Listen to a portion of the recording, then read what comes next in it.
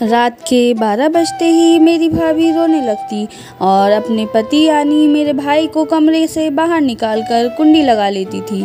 मेरा भाई मेरे कमरे में आकर सो जाता और मुझे उठकर अपनी माँ के कमरे में जाना पड़ता। भाई से पूछती भी भाभी ऐसा क्यों करती है, तो वह टाल देता था और भाभी भी चुप हो जाती थी। और आज मालूम हुआ एक दिन शाम होते ही मैं भाभी के कमरे में छुप गई और इंतज़ार करने लगी। रात से 12 बजते ही वह रोने लगती तो भाई कमरे से बाहर जाने लगा और भाभी ने कुंडी लगा ली और अचानक से खिड़की। आज मेरे भाई की शादी थी और मैं बहुत ज़्यादा खुश थी कि मेरी भाभी आज घर पर आ जाएंगी। मैं बहुत दिनों से भाई की शादी की तैयारियां कर रही थी, पर आज वह दिन आ गया था। मैं बहुत ज़्यादा खुश थी और आखिरकार उसकी बारात का आज दिन था। मेरा इकलौता ही भाई था। मैंने सोच रखा था कि मैं उसकी शादी पर अपने सारे अरमान पूरे कर लूँगी, लेकिन शादी वाले दिन ही मेरी सारी उम्मीदों पर पानी फिर गया। जब भाभी ने आते ही कोई भी रस्म करने से इनकार कर दिया था और सीधा अपने कमरे में चली गई थी।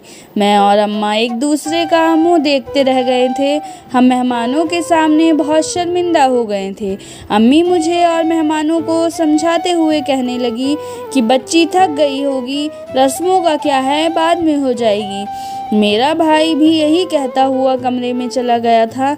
अम्मा ने कहा था कि मुझे कुछ फल और दूध वगैरह उनके कमरे में पहुंचा दो, लेकिन मेरा मुंह बहुत ख़राब था, इसलिए मैं नहीं गई।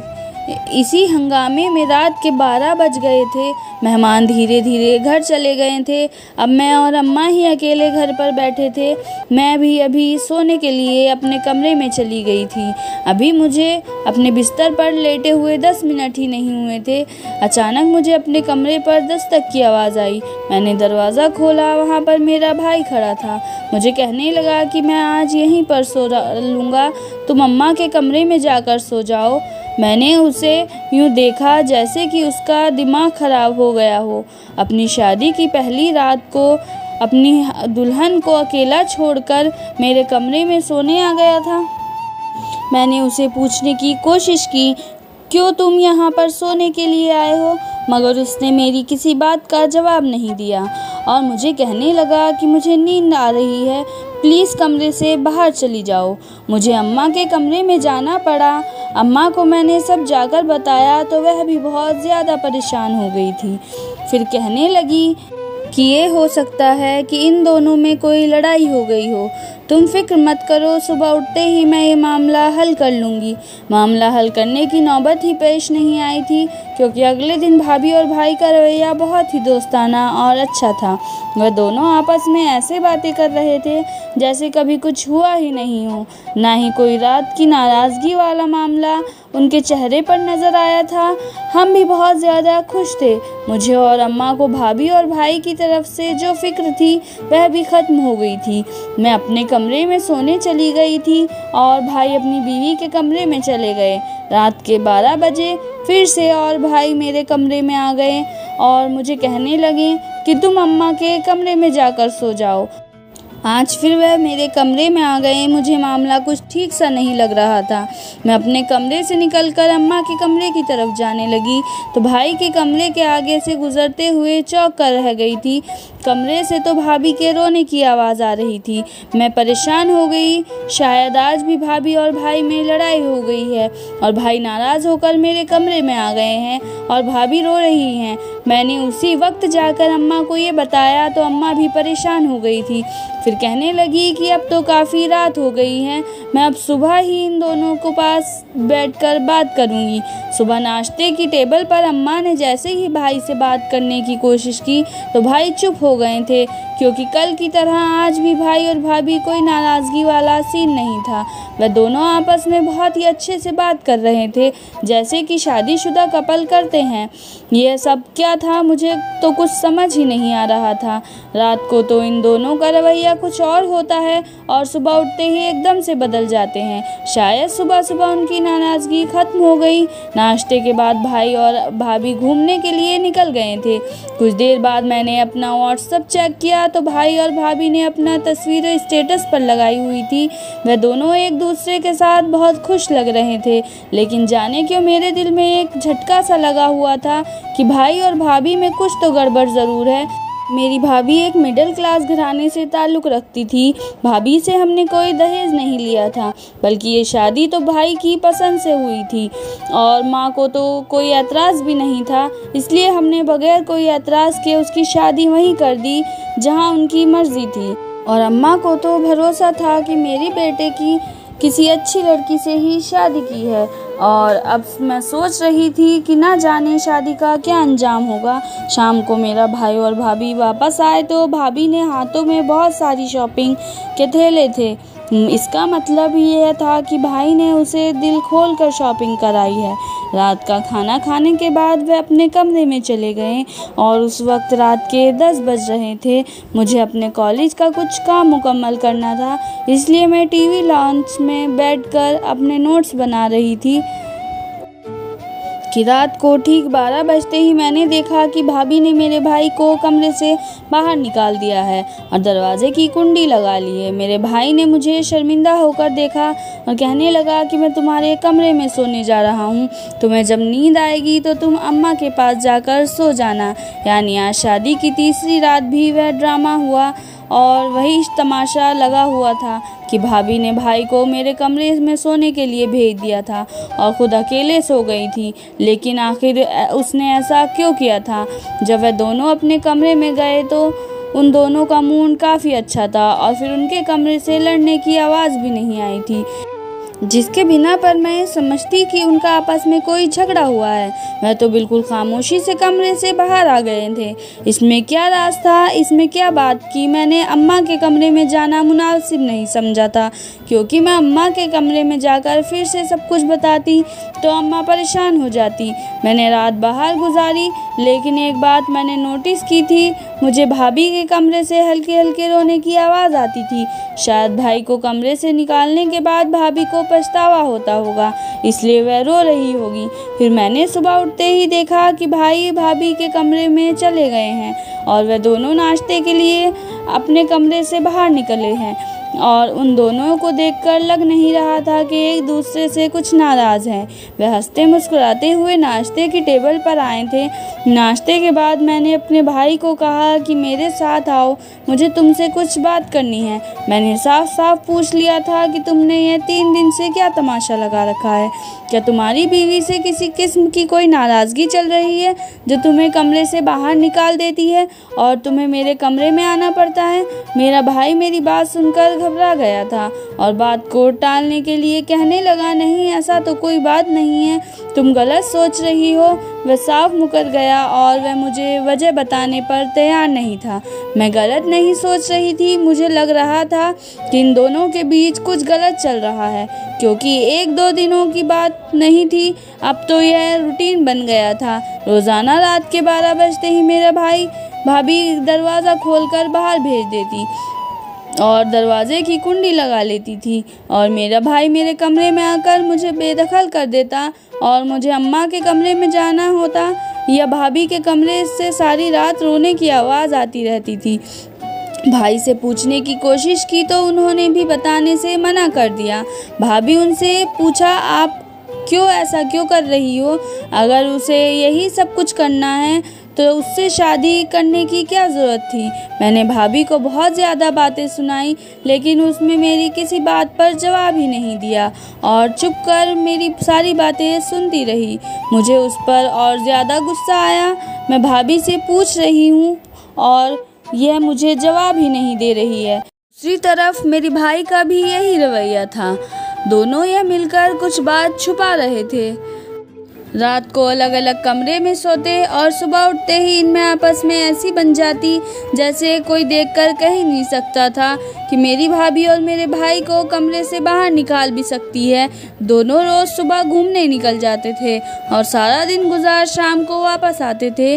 मोहल्ले वाले रिश्तेदार उनकी मोहब्बत की मिसाल देते थे, लेकिन वह क्या जानते थे कि रात को क्या तमाशा होता है। ये तो सिर्फ मुझे और अम्मा को ही पता था। अम्मा बेचारी भी भाभी और भाई की वजह से बहुत ज़्यादा परेशान थी और उसने भी कई बार इस मामले को सुलझाने की कोशिश की थी, लेकिन भाभी अम्मा से यही कहती थी कि माँ जी, हमारे बीच में किसी किस्म की कोई नाराज़गी नहीं है, आप फिक्र मत करो, हम अपने मामले को खुद देख लेंगे। और भाई ने भी यही कहा था कि मुझे तो अपनी बीवी से कोई मसला नहीं है, आप लोगों को क्यों है। सच बताओ तो मुझे भाभी पर शक होने लगा था, ज़रूर कोई बड़ी बात है जो मियाँ बीवी हमसे छुपा रहे हैं। मैंने इस बात की तह पर जाने का फ़ैसला कर लिया था और भाई और भाभी पर नज़र रखनी शुरू कर दी थी। उनकी शादी का हनीमून पीरियड ख़त्म हो चुका था और ऑफिस जाना शुरू कर दिया था और मैं भी सारा दिन घर पर ही रहती थी। हमारा छोटा सा कारोबार था और मेरे बाबा की वफ़ात के बाद मेरे भाई संभाल रहे थे और मैं भी कभी कभी उसके साथ दफ्तर चली जाती थी। लेकिन अब मैंने यही सोचा था कि अब मैं घर पर ही रहूँगी, भाभी पर नज़र रख लूँगी और देखूँगी क्यों ऐसा क्या करती है जो गैर मामूली हो। लेकिन मुझे एक हफ्ते की इस रूटीन के बाद भी कुछ भी गैर मामूली नहीं लगा, ना ही मुझे उसकी किसी हरकत पर शक हुआ था। और फिर ऐसा क्यों था कि वह भाई को कमरे से बाहर निकाल देती थी। एक दिन मैंने छुपकर उन दोनों की बातें सुन ली, हालांकि मेरा कोई ऐसा इरादा नहीं था, लेकिन मैं उनके कमरे से सामने से गुजर रही थी तो अपना नाम सुनकर मैं रुक गई थी। भाभी मेरे भाई को कह रही थी कि तुम्हारी बहन है, हम दोनों के पीछे ही पड़ गई है और उसे हर वक्त यही जानना है कि रात को 12 बजे कि मैं तुम्हें कमरे से बाहर क्यों निकाल देती हूँ। तो तुम अपनी बहन को साफ लफ्ज़ों में समझा दो कि वह हमारे मामले से दूर रहे या फिर उसकी शादी करके उसे कहीं रुखसत कर दो ताकि हम आराम से सुकून से ज़िंदगी गुजार ले।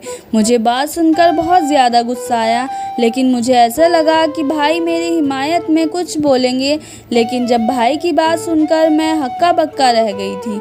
मेरे भाई ने भाभी को ये कहा कि तुम फिक्र मत करो, मैं उसे समझा दूंगा। और फिर वाकई मेरे भाई ने मुझे उसी शाम अच्छे से समझा दिया और कहा मेरी बीवी मेरे साथ कैसे भी सलूक करे, तुम्हें मेरे मामले में बोलने की ज़रूरत नहीं है।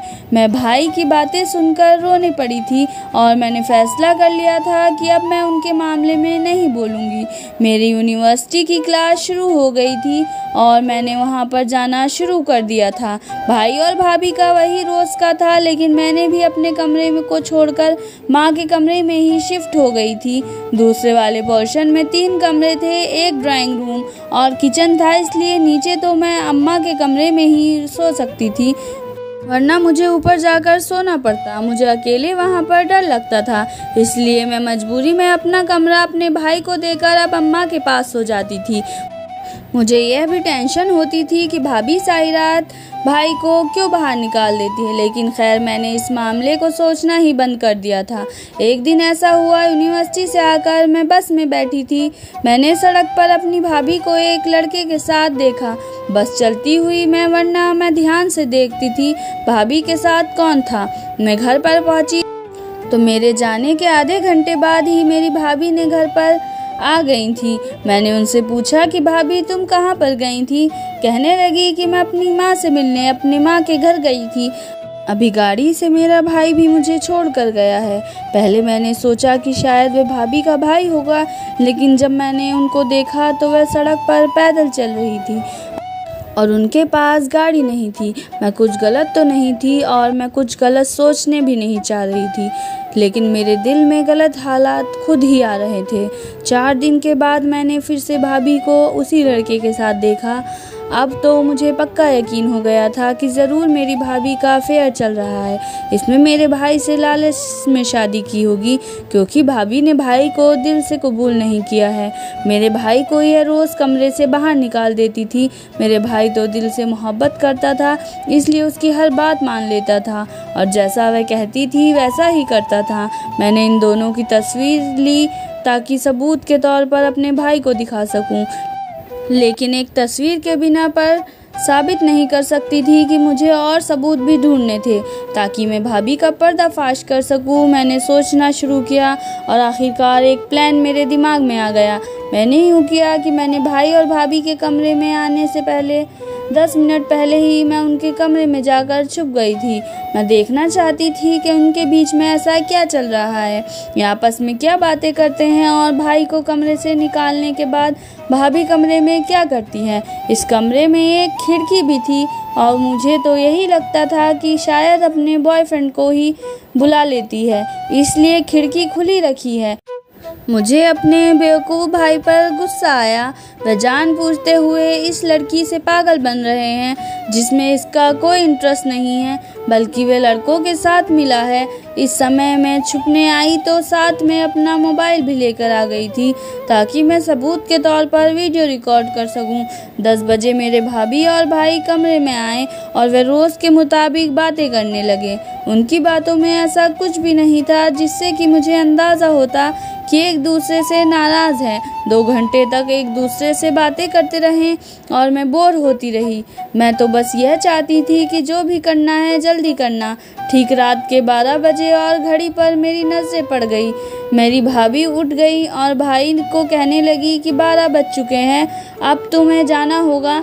मेरे भाई ने प्यार से उसके गाल पर एक हाथ रखकर कहने लगे कि ठीक है, मैं जा रहा हूँ, मगर तुम प्लीज़ अपना ख्याल रखना। भाई को दरवाजे से बाहर निकालकर और अंदर से कुंडी लगा ली, फिर आकर बैठकर किसी को कॉल करने लगी। मेरा अंदाज़ा बिल्कुल ठीक था, यहाँ कुछ तो चल रहा था जिससे मैं अनजान थी और भाभी किसी बंदे के साथ मिली हुई है और वे कॉल पर बात कर रही थी जिसे मैंने उसे मिलते हुए देखा था। आधे घंटे के बाद मैंने भाभी को कमरे का दरवाज़ा खोलते हुए देखा। वे बाहर जाते हुए देखा। मैं भी उनके पीछे पीछे जाने लगी और वह गेट की तरफ जा रही थी। उसने दरवाज़ा खोला और एक शख्स घर के अंदर दाखिल हो गया, जिसे देखकर मेरे कदम ज़मीन में जम गए थे, क्योंकि यह तो वही लड़का था। अब तो मुझे पूरा सबूत मिल गया था कि बस मैं यही इंतज़ार कर रही थी कि जैसे भी भाभी उसे कमरे में लेकर कमरे में जाएंगी, मैं शोर मचाकर सबको इकट्ठा कर लूँगी और भाभी की असलियत सामने लेकर आ जाऊँगी। भाभी उस लड़के को लेकर कमरे में जाने वाली थी। मैं उससे पहले ही उसके कमरे में दोबारा जाकर छुप गई थी। थोड़ी देर बाद मैंने देखा कि वह दोनों कमरे में चले आए हैं और इससे पहले कि मैं उठकर शोर मचाने की सोचती, आस्था से दरवाज़ा खोला और मेरा भाई के कमरे में आ गया। भाई को देखकर मैं दंग रह गई थी। क्या चल रहा था? क्या मेरा भाई इतना बगैरत हो गया कि अपनी बीवी के बॉयफ्रेंड को सामने देखकर भी उसे कुछ महसूस नहीं हो रहा है, बल्कि वह तो उससे बातें कर रहा था और उसका हाल पूछ रहा था। मुझे ये देखकर तो बहुत ज़्यादा गुस्सा आया और मैं खुद पर काबू नहीं रख सकी और अलमारी के पीछे से निकल कर आ गई थी। वे मुझे देखकर हैरान रह गए थे। मैंने कहा कि भाई ये सब क्या चल रहा है? लड़के और भाभी का अफेयर चल रहा है। मैंने 2 से 3 बार इन दोनों को आपस में बातें करते हुए देखा है और आप इससे हाथ मिला रहे हैं, बजाय इसके कि आप भाभी से जवाब मांगे, इस लड़के को घर से बाहर निकाले। भाई तो बिल्कुल ही चुप हो गए हैं। मेरा भाई कहने लगा, हाँ, पर जो कुछ भी चल रहा है तुम नहीं जानती हो और ना ही जान सकोगी, क्योंकि तुम्हारी आंखों पर तो अपनी भाभी की नफ़रत की पट्टी बंधी हुई है। आज जितनी भी मैं तुम्हें सच्चाई बता दूं, तुम उतनी ही गलत देखोगी। मैं तुम्हें बताना नहीं चाहता था, लेकिन मैं नहीं चाहता हूँ कि तुम मेरी बीवी के किरदार पर सवाल उठाओ, इसीलिए मैं तुम्हें सब कुछ बता रहा हूँ कि यहाँ पर क्या हो रहा है और क्या होने वाला है और क्या होता रहा है। मैं यह जानता हूँ कि मेरी बीवी इस लड़के से मिलती है और मेरी इजाज़त से ही ये दोनों मिलते हैं, और जानना ही चाहते हो तो सुनना, ये डॉक्टर हैं और इस शहर के जाने माने डॉक्टर हैं। मेरी बीवी शादी से पहले से ही इनकी पेशेंट थी और इसलिए शादी के बाद इलाज करने के लिए ही ये यहाँ पर आते हैं। मैं भाई की बात सुनकर सोच में पड़ गई कि कैसा इलाज, भाभी को क्या हुआ है। तुम्हारी भाभी को खून की बीमारी है। साल में लगातार 2 महीने इनकी पाबंदी से अपना खून साफ कर आना पड़ता है और ये अमल तकलीफ़ का होता है। यह तो मुझसे शादी भी नहीं करना चाहती थी, मगर मैंने ही ज़बरदस्ती शादी की।